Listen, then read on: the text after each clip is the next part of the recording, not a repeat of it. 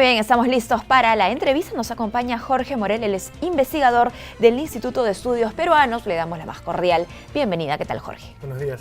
Gracias por acompañarnos. Vamos a hablar, presten atención, jóvenes y no jóvenes, que están en sintonía de JN Noticias, porque hablaremos de los millennials y la decisión de voto. ¿Cómo deciden los millennials? ¿A quién escogen? ¿Cuál es el perfil de político o organización política que les atrae? Previo a esto, Jorge, es importante entender si efectivamente hay un interés o no en la política por parte de esta generación. Pues curiosamente, para el caso de Lima al menos, que hace poco aplicamos una encuesta junto al GFK, en el IEP, en el Instituto de Estudios Peruanos, encontramos que al menos un tercio de los jóvenes entre 18 y 29 años tenían interés alto o algo de interés en la política. Claro. Entonces era un tercio, no es una cifra desdeñable en todo caso. No, claro. Aumenta en algunos sectores de Lima, en la llamada Lima moderna de los distritos de clase media llega a casi 44%, y en Lima Norte también encontramos que 10% de jóvenes mostraban mucho interés por la política. Entonces sí, en esta generación, al menos para el caso de Lima, existe todavía eso. No, y no son cifras, ojo, pequeñas, ¿no? Son cifras a las que los políticos tendrían que prestar muchísima atención, ¿no? Más aún si estamos hablando de un proceso electoral próximo, el 7 de octubre, ¿no? Muchas personas van a entrar ya en carrera política, ¿no? En estos meses, y pues estamos hablando de más de un 30% de la población. Quizá no todos, como dices tú, tengan el interés de participar directamente en política, pero sí toman decisiones políticas todo el tiempo. Ciertamente, sí, ciertamente, ¿no? Y tenemos el antecedente de las elecciones pasadas, ¿no? Donde encontramos que efectivamente hay jóvenes, o digamos, hay candidatos que apelan al público joven, ¿no? Generalmente autoseñalándose como el candidato joven, el candidato que representa a los jóvenes, pero también estrategias más globales para impactar en ellos, ¿no? Y así encontramos en 2016 el candidato morado de entonces, ¿no? Julio Guzmán postuló con esta plataforma de los jóvenes, ¿no? Entonces creo que en el 2018 y de aquí a futuro, la estrategia de campaña enfocada en los jóvenes va a ser central, ¿no? Ahora, ojo, quizá algunos televidentes no manejan aún el concepto de la generación millennial. Sería bueno que nos cuentes quiénes son, cuáles son sus características, cómo se comunican, cuál es la agenda de los millennials. Sí, los millennials son una generación que ha nacido entre el año 80 y el año 2000. Estamos hablando de gente que hoy tiene entre 17 y 38 años, ¿no? Hay una diferencia considerable entre los polos, pero es la generación que ha nacido, digamos, políticamente bajo el individualismo económico, para empezar, ¿no? Estamos hablando de ya el mundo bipolar de los 80 desaparece, y estos jóvenes nacen bajo el mundo que tiene preeminencia Estados Unidos, culturalmente, económicamente, ¿no? Entonces se desarrolla individualismo, que es la característica principal de los millennials, y esto ha llevado a una serie de estudios en varias ramas del conocimiento, ¿no?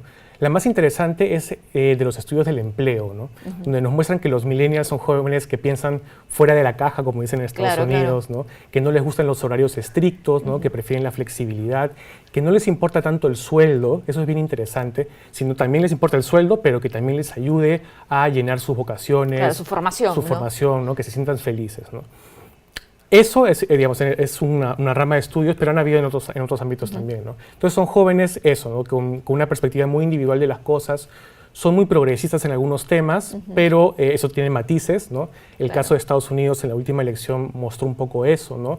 De que pese a de que los jóvenes, digamos, votaron mayoritariamente por Hillary Clinton, que representaba un voto más acorde a los ideales progresistas, pese a ello, muchos jóvenes votaron por Donald Trump también, ¿no? Y eso es bien interesante de analizar. Sí, bueno, muy interesante porque además había ahí un voto escondido ciertamente. Que reveló luego la elección de un presidente. Ahora, lamentablemente, esta característica que tú mencionas, el individualismo, muchas veces es confundido con la frivolidad, ¿no? Y esto... ¿En qué se evidencia? En que muchas veces pues, el político quizás no le presta atención a esta generación. Sí, ciertamente, ¿no? Es una cuestión también cómo los políticos han sido criados, ¿no? Muchos de los políticos que hoy tenemos aquí en América Latina han nacido bajo el paradigma del partido político, de las juventudes ordenadas, ¿no? Que obedecen a los líderes, ¿no?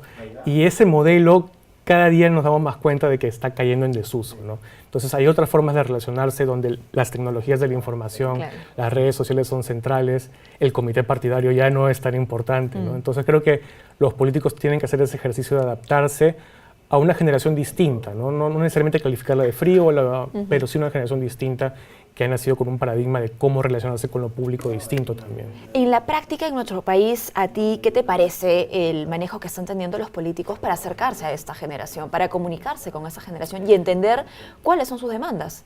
Yo creo que ha habido esfuerzos sinceros en los últimos años, pero mal comunicados, ¿no? Y sobre todo mal discutidos con la juventud, ¿no? Ese es un tema central que, por ejemplo, en el informe de la OCDE del 2017 sobre Perú, sobre juventudes del Perú en específico, Claro, en la evaluación. Fue muy claro, ¿no? Que dijeron, está bien que los jóvenes sean escuchados, pero tienen que ser también incluidos en los procesos de toma de decisiones, claro, a nivel local y a nivel también nacional, ¿no? Entonces, por ejemplo, cuando se discuten leyes en el Parlamento sobre los jóvenes, lo básico es que los jóvenes participen, den voz, critiquen, puedan dar retroalimentación sobre las medidas que se están tomando en torno a ellos, ¿no? Entonces me parece que todavía hay un paradigma por el cual se quiere representar a los jóvenes asumiendo una supuesta vocería, pero que no se basa en consultar efectivamente a los interesados. En la práctica no se da, como bien se dice, ¿no? Los sí. jóvenes quieren ser incluidos, ya lo has dicho tú, deberían ser incluidos, pero en la práctica, lamentablemente, ellos no encuentran muchos espacios de representación. Ahora, ¿esto frena al millennial para desarrollar de alguna manera su activismo? No, digamos, precisamente por este paradigma individualista, ¿no? Por el que parten. Se manda nomás, ¿no? Claro, ¿no? Tienen mucha proactividad, ¿no? Mucho emprendedurismo, no solamente en el económico, sino en otros ámbitos, ¿no? Lo cierto es de que sí debería haber plataformas para apoyarlos, ¿no? En este informe de la OCDE también, del 2017, encontramos, por ejemplo, que sobre todo jóvenes de pocos recursos económicos no tenían la posibilidad de materializar, por ejemplo, sus asociaciones deportivas, asociaciones culturales que querían formar, ¿no? Precisamente porque no tenían recursos, ¿no? No tenían un lugar donde reunirse, ¿no? Tenían que pedir permiso casi excepcionalmente a las municipalidades para que le brinden un espacio. Entonces, eso, podemos todavía seguir ayudando a los jóvenes en sus ámbitos materiales mediante medidas muy simples, ¿no? Como por ejemplo otorgar un espacio para que puedan llevar adelante sus actividades de asociatividad, ¿no? Claro, bueno, ojalá que estén escuchando, repito, aquellas personas, aquellos peruanos que próximamente postulen a un cargo de elección popular en octubre y que puedan llevar a cabo esta tarea tan importante, este reto que tenemos como país, ¿no? Incluir a esa generación, escucharlos, ¿no? Darles un espacio y que no sea solamente para conseguir el voto. Exactamente, ¿no? exactamente. Sí, y ciertamente hay las bases para eso, ¿no? Como te decía, de los resultados de esta encuesta, por lo menos 1/3 de jóvenes les interesa la política activa o en algo, ¿no? Entonces creo que ahí hay una base para construir instituciones a futuro, ¿no? Respaldo a la democracia, que no debería perderse de vista por los políticos actuales. ¿Qué indigna a los millennials si hablamos en términos, por ejemplo, de corrupción, que es un tema que está en agenda en nuestro país? Exactamente, precisamente es el tema que más complica la relación de los millennials con lo público, ¿no? En Estados Unidos se encontraba eso, de que más allá de las tendencias políticas, a los jóvenes les disgusta el burocratismo, la burocracia excesiva, la corrupción, la falta de transparencia. Y eso lo tienen en común todos. Sí, eso es una tendencia, yo diría, que se traslada de los países desarrollados a los países en desarrollo, ¿no? Y algunos movimientos sociales de jóvenes en América Latina han apuntado a esto también, ¿no? En México, en Argentina. Entonces yo sí creo que aquí hay un tema que cala mucho entre los jóvenes, ¿no? Cómo hacer un Estado amigable para ellos. Precisamente estamos hablando de gente que no se va a adaptar al Estado, que están esperando que el Estado se adapte a ellos, ¿no? Entonces aquí hay líneas de trabajo que se pueden establecer, ¿no? Vinculando a los jóvenes con lo público. Siguiendo con la agenda de los millennials, ¿no? Hemos visto un poco que les apasiona, que les interesa, que les indigna. ¿Qué necesitan? Si hablamos en términos quizá de trabajo, de educación, pienso en este grupo de nuestro país llamado ninis, ¿no? Jóvenes que no estudian ni trabajan y están esperando la oportunidad. Es interesante eso. Justo en la encuesta que aplicamos, dividíamos por sector socioeconómico, ¿no? Y encontramos, por ejemplo, que habían diferencias importantes entre cómo piensa un joven, por ejemplo, de aquí de Jesús María, ¿no? Respecto a cómo piensa un joven de Villa El Salvador o Villa María del Triunfo, ¿no? Encontramos que en Lima Sur habían necesidades económicas insatisfechas, ¿no? Que distanciaban en lo político también a estos jóvenes, ¿no? Los jóvenes, por ejemplo, de Lima moderna, de la Lima clase media, valoran más la democracia que los jóvenes de la Lima Sur, ¿no? Y eso nos habla precisamente de carencias económicas y de trabajo a nivel clásico, ¿no? De empoderar a estos jóvenes con buena educación, servicio de salud, ¿no? Que haga sentir que el Estado los apoya, ¿no? No, y pienso no solamente a nivel de nuestra capital, ¿no? ¿Qué pasa con los millennials en nuestra Amazonía? ¿Qué pasa con los millennials, ¿no? En los Andes, por ejemplo? Y cómo estamos trabajando o no estamos trabajando para reducir las brechas entre ellos. Ciertamente, sí, efectivamente, ¿no? Digamos, uno de los postulados de la identidad millennial es la tecnología de la información, por ejemplo, ¿no? Pero ¿qué pasa si no tienes acceso a la tecnología? o si el acceso que tienes es simplemente rutinario, circunstancial. Precisamente hay ahí un vacío, ¿no?, en las zonas rurales, ¿no?, que hay que cubrir todavía para que los jóvenes puedan integrarse, ¿no?, a esta generación que se viene. ¿O qué pasa en zonas rurales donde efectivamente sí hay conexión, pero no hay servicios básicos como de agua? Exacto, y luz, exactamente, ¿no? Sí, no, definitivamente cuando revisamos la experiencia internacional y las encuestas aplicadas en Perú, encontramos esta diferencia muy amplia, ¿no?, entre los jóvenes que nacieron con la idea, por ejemplo, esto que también se estudia en los estudios sobre empleo, ¿no?, la idea de que lo importante es que seas feliz. Eso también es parte de la identidad millennial, ¿no? Claro, y dicen que el millennial entra al trabajo y si en la primera semana no le va bien, se va. Exacto, ¿no? Lo importante es que seas feliz, porque sus padres los criaron así. Pero muchos peruanos, muchos jóvenes peruanos no han sido criados bajo eso, bajo ese paradigma. Han sido criados bajo la idea de adáptate a las circunstancias, gana un buen sueldo, no importa cuántas horas trabajes. Entonces aquí hay una división muy clara que se ve entre los jóvenes, eso, ¿no?, más empoderados económicamente de los que no.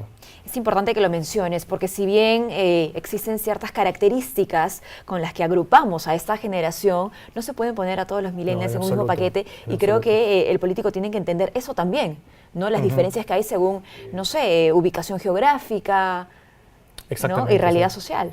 Sí, sí, las realidades millennial alrededor del mundo son muy distintas, ¿no? Ahorita, por ejemplo, en Europa la discusión es sobre por qué algunos millennials se han radicalizado políticamente, en algunos casos hacia el islamismo, hacia otros casos hacia el extremo nacionalismo. En Estados Unidos el debate también va por ahí, ¿no?, porque hay jóvenes que han apoyado una visión más cerrada de los Estados Unidos en las últimas elecciones. Y en América Latina hemos estado pensando mucho sobre el bono demográfico, ¿no?, la idea de que tenemos más jóvenes hoy en día produciendo que ancianos manteniendo, ¿no? Pero ya ese debate, bueno, como que está cerrándose y empieza a aparecer más dinámicas, preguntas en torno a dinámicas sociales sobre qué tipo de nueva generación se está incubando, ¿no? Ahora, muchas veces se cree que las generaciones son siempre las mismas, es decir, persiguen siempre lo mismo. Quizá podría aplicarse en términos de corrupción, ¿no? De todas las generaciones, por supuesto, yo creo que ninguna ha estado en sintonía ni aprobaría jamás la corrupción, pero sí hay temas nuevos. ¿Qué pasa, por ejemplo, con el medio ambiente, ¿no?, con todo aquello que es sostenible o la promoción de la sostenibilidad? Sí, ciertamente, ¿no? En la encuesta que aplicamos, por ejemplo, aparecía ligeramente el tema, ¿no?, sobre los nuevos condicionantes que agrupan a los jóvenes, Claro. ¿no? Aparece el voluntariado, aparece el cuidado del medio ambiente, el cuidado por los animales en específico, pero todavía no es mayoritario, ¿no? Creo que es una tendencia que nos está viniendo, ¿no?, mientras el tema entra en la agenda, ¿no? Claro, quizá hay mayor crecimiento en otros países. Sí, exactamente. Ahora, entendiendo ya, digamos, teniendo un escenario bastante completo sobre cómo es un millennial, ¿no?, y las diferencias también que existen entre ellos, vayamos ahora sí a la decisión de voto. ¿No? Cuando el millennial llega a las urnas, en principio, cuando llega a las urnas ya tiene su voto decidido, a diferencia de otras generaciones quizá, o hace su investigación, hace su tarea, no hace su tarea. No, yo creo que, a ver, para el caso peruano, al menos la última elección que tenemos referencia, que es del 2016, encontramos que los jóvenes han votado parecido a cómo votan el promedio del peruano. Muy bien. Hay algunas diferencias menores, pero en líneas generales se mantuvo la tendencia que hubo en el voto nacional, ¿no? Si se informa más, sí, ciertamente hay un nivel de información mayor, ¿no?, que viene a través precisamente de las redes sociales. Claro, el acceso ¿no? Ya no es tanto la prensa tradicional, ¿no?, o mucho menos la formación a través de comités partidarios, ¿no?, pero sí a través de lo que aparece como trending topic, por así decirlo, en Twitter, ¿no?, que llega información que quizás la no agenda propia de las redes, ¿no? Exactamente, ¿no? Entonces sí hay una mayor proactividad para informarse a través de redes sociales y precisamente también lo que mencionábamos, ¿no?, la búsqueda de un candidato transparente, ¿no? Eso, creo que ¿cuál sería el perfil, ¿no?, que atrae a los millennials? Yo creo que sí, hay ahí ya está una recomendación para los políticos, ¿no?, que es trabajar sinceramente, ¿no?, las capacidades que tienen de trasladar ideas hacia los jóvenes, ¿no?, porque eso es precisamente lo que creo que engancha mejor con esta generación. No tanto la división partidaria, ideológica, sino quién pueda proveerme lo que promete, ¿no?, de la forma más transparente, ¿no? Creo que esa es la promesa de los millennials.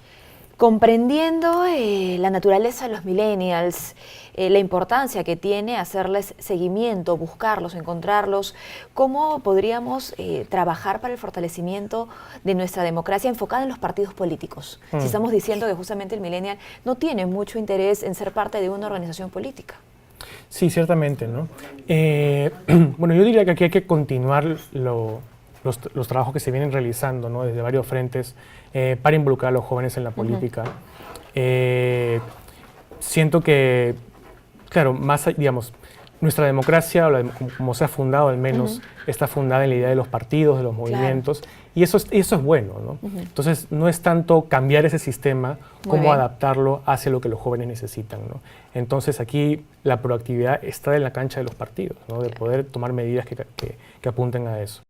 Muy bien, bueno, muchísimas gracias, Jorge, por habernos acompañado. Hemos conversado con Jorge Morel, investigador del Instituto de Estudios Peruanos sobre Millennials y Política, cómo deciden su voto. Hacemos una pausa y retornamos con mucho más aquí en JN Noticias.